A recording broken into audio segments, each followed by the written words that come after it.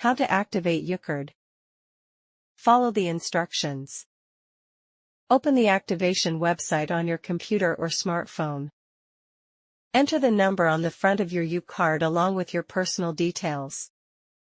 Verify your identity by providing your date of birth and the last 4 digits of your Social Security number.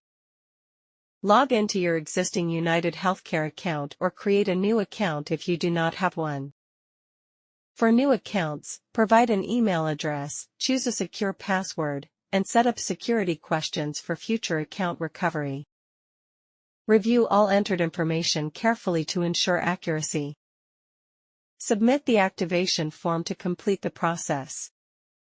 Wait for a confirmation message indicating successful activation. Download the United Healthcare mobile app if you want easier access to your benefits and account management.